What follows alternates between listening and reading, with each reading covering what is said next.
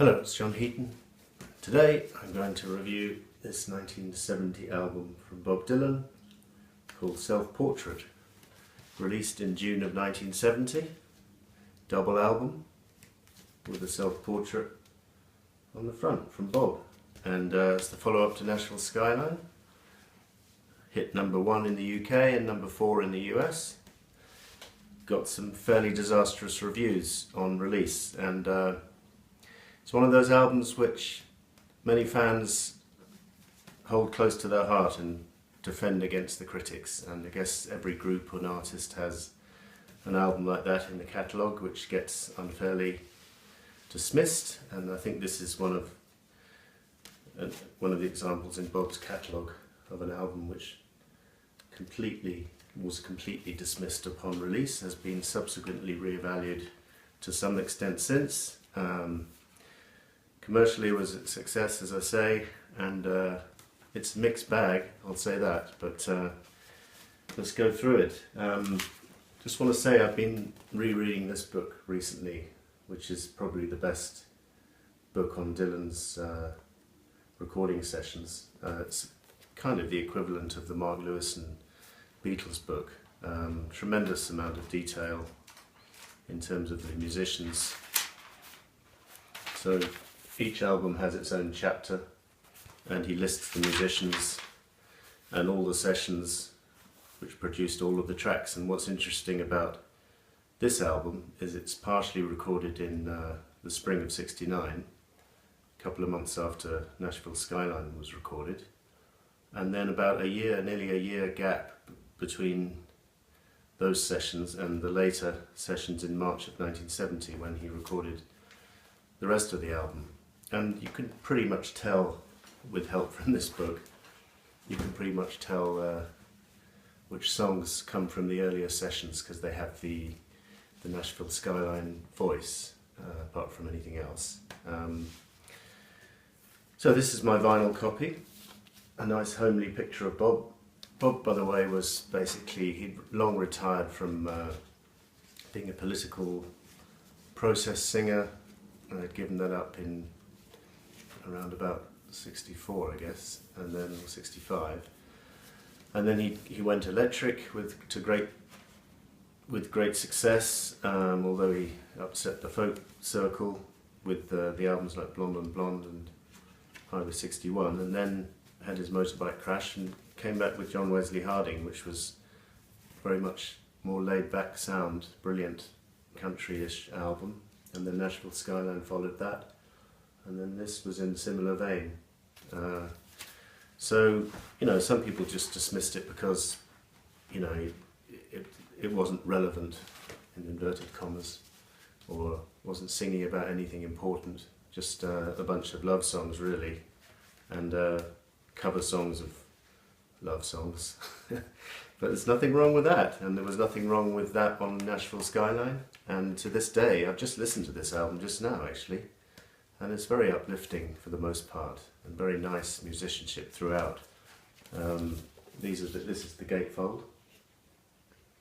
Nice pictures of Bob down on the farm and stuff, and then a very long list of musician credits. The album doesn't actually say who plays on which track, so you have to do a bit of guesswork, and then again this is where this book comes in handy. But familiar names such as, you know, all of the band, Robbie Robertson and co are mentioned here, and Kenny Buttrey, Charlie McCoy, and a few other familiar names, including a lot of top Nashville musicians. Nothing too interesting about the label. So just the CBS label, but what is quite interesting is some of the songs are credited to Bob Dylan on here, although I've read that they are kind of traditional songs, so I'm not sure why he's taking credit for them. For example, Belle Isle, it says Bob Dylan on the record here, but apparently that's later on they admitted, I think it's traditional, arranged by Bob Dylan, which is a bit different. Just want to say this album is complemented by one of the bootleg series, devoted entirely, this 2-disc edition, to the self-portrait sessions, which kind of overlapped with New Morning sessions and Nashville Skyline sessions. So this has got a bit from all 3 albums. Wonderful outtakes, and what's very interesting about this is you can hear some of the tracks from Self-Portrait without the overdubs, without violins and stuff added, so very much recommend that if you want to check out that, if you haven't already, if you're interested. And then this booklet has this advert for Self-Portrait, which says, in 4 weeks this portrait will be in 1 million homes. It doesn't say brackets, and will be pissing off 1 million people. So we've got other nice pictures here. This is Bob at the Isle of Wight concert, and then this picture here is from the crowd at the Isle of Wight concert.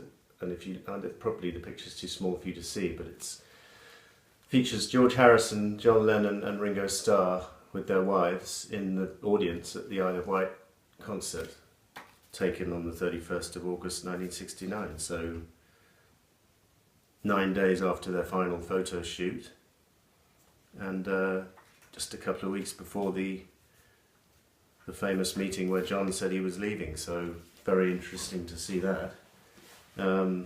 That's a wonderful companion piece to the album. So this album, it's not perfect, and I will point out, actually more or less immediately I'll point out the flaws. They include some tracks from the live Isle of Wight concert on this album for some reason, and it really doesn't fit in with the overall mood of the album, and I tend to particularly skip Like a Rolling Stone, because it's not a very good version anyway, and doesn't really gel with the rest of the album. The one I don't skip is the Mighty Quinn, because that album at the time was unreleased from Bob, and so it was nice to hear a version of that. But there's a live version of She Belongs to Me, which I tend to skip, and a live version of Minstrel Boy, which I tend to skip too. I mean, I think really if they want to do justice to that concert, they should put out the whole live concert, because then you could hear it in proper context, you could hear what the running order was of the songs. Apparently he turned up very late, kind of midnight or something, and the whole crowd was a bit knackered, according to John Lennon. So maybe it wasn't the best concert on earth, maybe not worth releasing, but it would be nice to have. This album opens very strangely with a track called All the Tired Horses, where Bob doesn't even sing, and it's only got one line in it, all the tired horses in the sun, I'm not supposed to get any riding done. Or that could be writing with a T, I'm not sure. But the female singers sing the vocal, and which is kind of interesting. Bob was, you can almost feel he was trying not to have a hit album with this, by putting these weird things on it and making it a little bit hard to digest in his opinion, but of course it went gold, so he didn't succeed. But after this and New Morning, he wouldn't release an album of new material until Planet Waves 4 years later. So then the album continues with Alberta, which is a traditional song arranged by Bob, which is quite nice. I enjoyed listening to it just now because the musicianship is very strong. I mean, these Nashville guys, or I think this is a Nashville song, recorded in Nashville.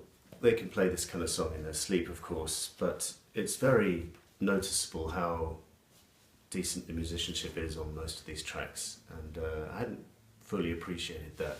Listening to like the way it's nicely mixed in stereo, you can hear the drums and the bass separately and stuff. Very good. I've Forgotten More Than You'll Ever Know is from the earlier '69 sessions, because you can hear Dylan's Nashville Skyline voice. And it's pretty decent, and again I enjoyed listening to it just now. And Days of 49, I think that's a later recorded song, and it's okay. Traditional again, not written by Dylan, I don't think. I mean, I checked what it says on the sleeve here. I don't think he wrote that one. Frank Warner. So that's quite an interesting song. Nothing to write home about perhaps, but decent. Then we get one of my favourites, Early Morning Rain, Gordon Lightfoot composition, and Bob does it brilliantly, and subsequently checked out some of Gordon Lightfoot's music as a result, and also enjoyed Peter, Paul and Mary doing a version of this particular song. I think it's a lovely song, I really do, and Dylan's always been pretty good at choosing cover songs, and this is no exception. This is a very good song for him to do, and it's all about loneliness and being left. And he uses that Gordon Lightfoot uses that in the context of being left at the airport, cold, miserable, drunk, on his own.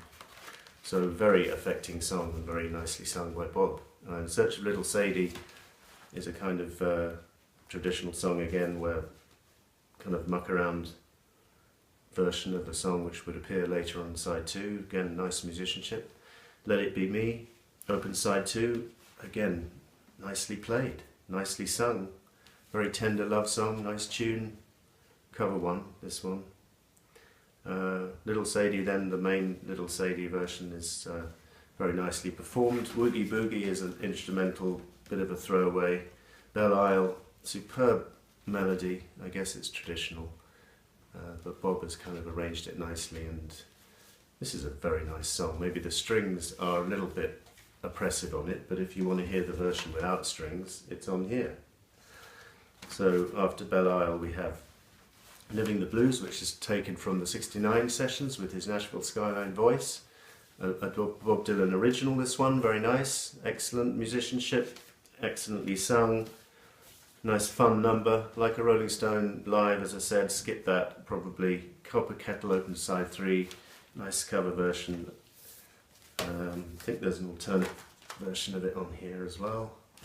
Gotta Travel On is a nice rumbustious sing-along, lovely, good female vocals. Blue Moon, the timeless classic, is covered next and done pretty effectively. Yes, it is schmaltzy and sentimental, but who cares, I like it. The Boxer is Bob covering the Simon & Garfunkel classic from Bridge Over Troubled Water. And interestingly enough, the only time I think in his career, up to this point at least, where he'd done a vocal overdub, because he's singing harmony with himself. And what's interesting is one of the vocals is the Nashville Skyline voice, and then the other one is recorded, it sounds in he's pitching it differently. It's very interesting to listen to, although the finished article is a little bit unpolished, we say, and you know, some people have criticised it. But I think it's kind of interesting to hear. The Mighty Quinn live version of this from Isle of Wight follows next. Pretty decent. Would have liked to have a studio version instead, actually, but that didn't surface for a number of years. And then Take Me As I Am is a lovely cover, written by one of the Bryant brothers, I think. Lovely song. Again, brilliant choice of cover. Take Me As I Am or Let Me Go, with lovely Pete, I think it's Pete Drake on steel guitar. It sounds like him anyway. Or should we say those Nashville cats doing their usual fine job, effortlessly, of course, brilliant. I love it, I love that song. And then side 4 opens very strongly with Take a Message to Mary, which is written by the Bryant brothers, and again, this is in his Nashville voice, so it must have been recorded in '69, and it's just a brilliant version of another great choice of cover, and love it to bits. So that and the ending song of side 3, probably my 2 favourite songs on the album. And then side 4 goes downhill slightly, slowly but surely goes downhill, I'm afraid. It Hurts Me Too is quite an interesting cover of the old traditional song, and then I think it's traditional. Who wrote It Hurts Me Too? It says credited to Bob Dylan here, but I'm not at all sure if it is. Probably got the tune or something. You got it from somewhere, I think, I'm right in saying. Anyway. And then we have Minstrel Boy, the live version. Nothing to say about that, I'm afraid.